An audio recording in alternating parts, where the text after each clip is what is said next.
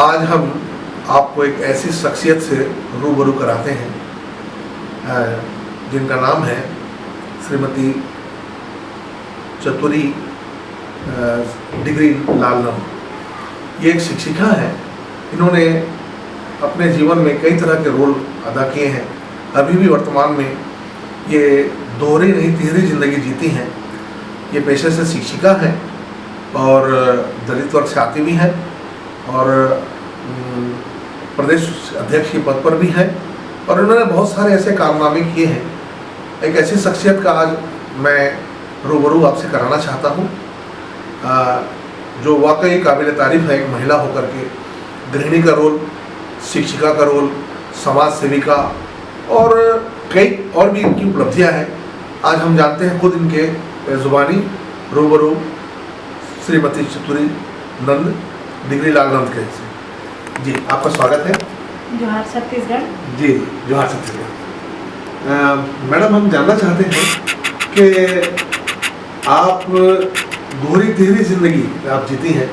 आप शिक्षिका भी हैं, जैसे मुझे जहाँ तक विदित है, शिक्षिका भी हैं और गृहिणी का भी रोल अदा करती हैं।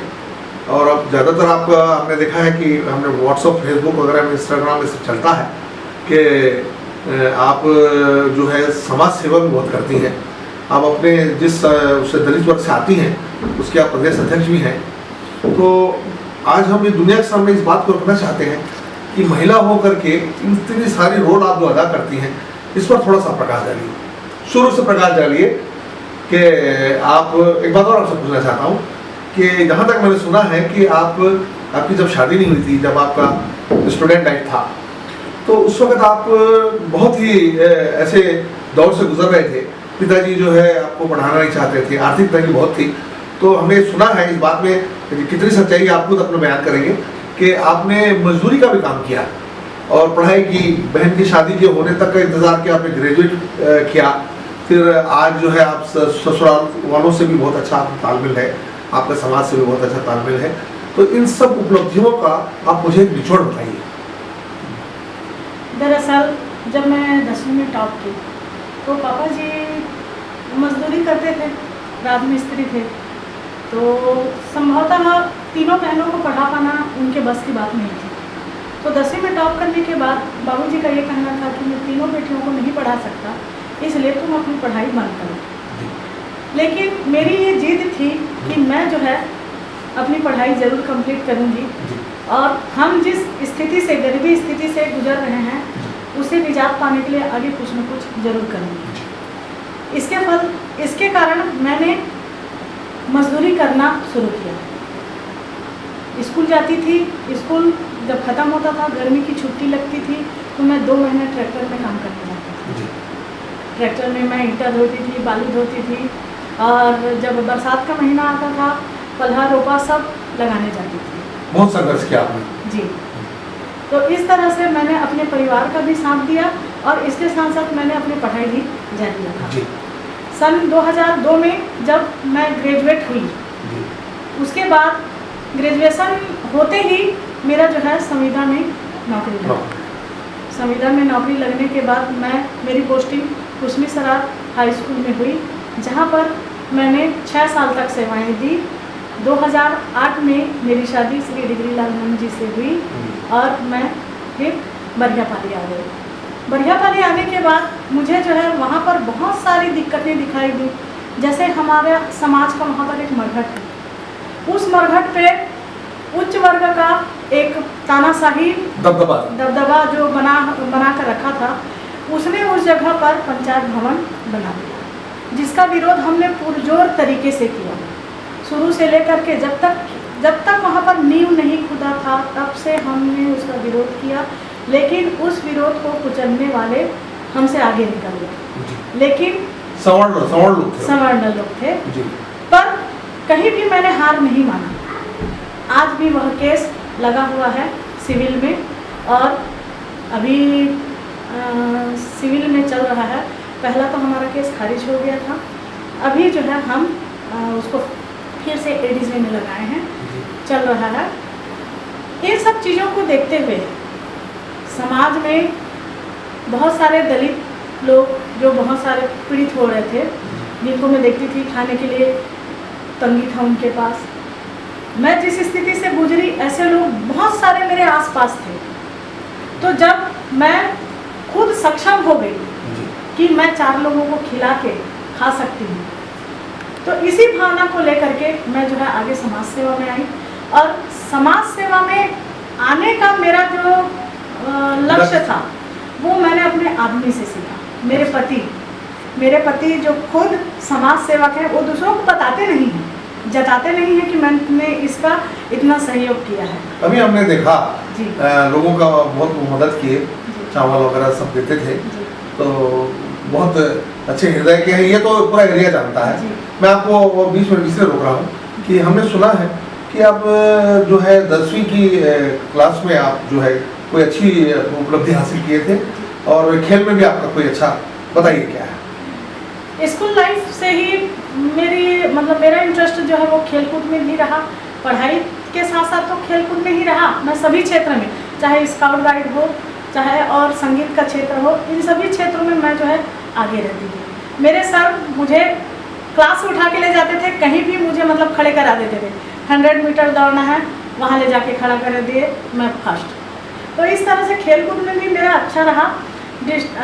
स्कूल में मैंने स्टेट लेवल तक के खो खो और कबड्डी में स्टेट लेवल तक खेल खेला है।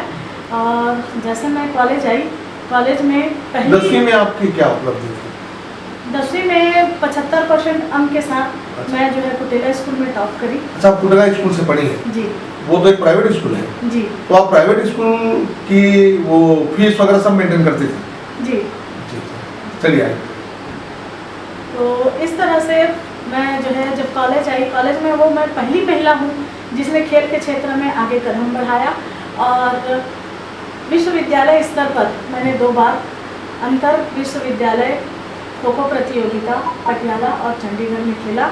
इसके साथ ही अमृतसर और शिमला में भी मैं अपने खेल का प्रदर्शन कर चुकी हूँ।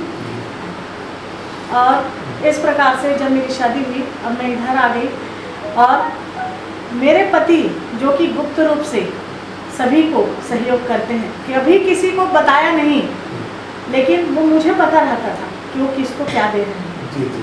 कभी वो किसी से 2 रुपये लेते नहीं हैं, लेकिन अपने जेब से वो निकाल के दे देते हैं। जी जी। मैं एक बात और जानना चाहूँगा आपसे कि आप चौहान समाज से आती हैं और उसके अध्यक्ष भी हैं, प्रदेश अध्यक्ष हैं, तो कोई ऐसा संदेश जो आपके समाज को और दलित वर्ग को जाए, कोई ऐसा संदेश आप दीजिए। मेरे समाज के सभी युवाओं और महिलाओं को मेरा यही संदेश है कि महिलाएं जो है कभी भी अपने आप को कमज़ोर न समझें। उनके पास उनकी ये बहन अभी भी है, और चौहान सेना उनके साथ हमेशा कंधे से कंधा मिलाकर रहेगी, इसलिए उनको डरने की कोई ज़रूरत नहीं है। और युवाओं को यही संदेश है मेरा कि युवा जो हैं वे गलत को गलत है बोलने की क्षमता रखें, हाँ, सही को सही बोलने की क्षमता रखें। जी। अच्छा, एक बात और मैं आपसे जानना चाह रहा था कि आपकी ये ज़िंदगी है, आप गृहिणी भी हैं, शिक्षिका हैं, समाज सेवी भी हैं, और भी आप में बहुत सारे गुण हैं, कैसे मेंटेन करते हैं? देखिए, आपके 2 बच्चे भी हैं? जी। ड्यूटी का वक्त मेरा 10 से 4 है, जिसको मैं बखूबी निभाती हूँ। कहाँ अभी आप कहाँ कार्यरत हैं? मैं गवर्नमेंट मिडिल स्कूल बुकेल में पदस्थ हूँ। 10 बजे से 4 बजे तक मेरा स्कूल लगता है। सुबह मैं 9:45 बजे स्कूल पहुँच जाती हूँ। उसके बाद 4 बजे छुट्टी होती है तो मैं घर आ जाती हूँ। घर आने के बाद 2 घंटा मेरे बच्चों के लिए मैं देती हूँ। उसके बाद का समय मैं समाज के लिए देती हूँ। एक बात और मैं आपसे कहना चाहूँगा कि अभी ये कोरोना काल चल रहा है और हम बहुत ऐसे वक्त से गुजर रहे हैं, बहुत नाजुक दौर से गुजर रहे हैं।